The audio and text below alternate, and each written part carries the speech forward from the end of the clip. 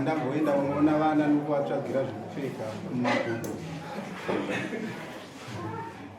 Iwe ndiani wako?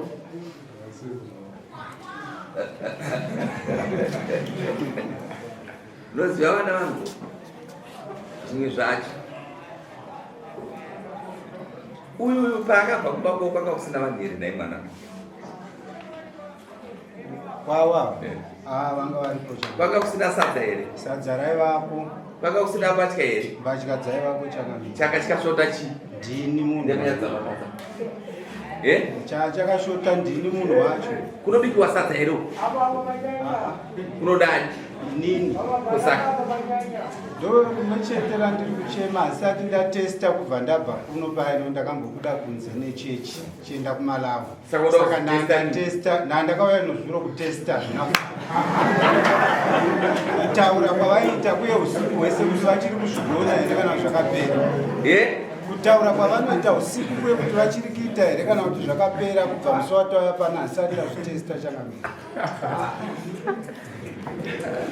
Ndauya ndawana pasina munhu. Izvo ndabva kuva kune munhu. Iwo havako. Vana vari kuti vakaenda kunhamo, nhamo yandisingazivi. Ndabva ndapusa changamira. Nhasi chii? Nhasi uno isvondo changamira. Apo kuenda nokupi kana kubva pano? Kubva pano ndinodai kuenda nepamadziro. Ndobva ndaenda pagora pabasa. Apo wabva nokupi? Ndabva kwamutata plus waya nokupi? Ndauya nekuti kumadziro. Ndokwandatendera. Ukati ndakaenda kudai? Izvozvo chaizvo. Kupfuma uri kuti kudii naye?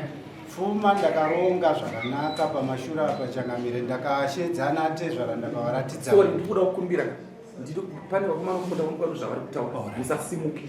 Vozi ndo zvato vanhu ndikasimba pano munosimuka. Ndinoda kutaura nemukomana wenyu motopeka. Minute. Ndisasu. Asi kuti 1 atizaranda pfuma. 2 ausugara nomwana wo zvakanaka.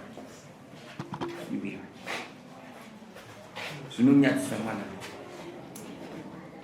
Ndaifungidzira kuti nguva ndingakutonga iya ndikamirira kuti judgment ndaida kuzokupa ndanzwa mukadzi wako achiri kugara zvakanaka asi kuti mazuva ano ari kuuya baba kumba patikumba uswere.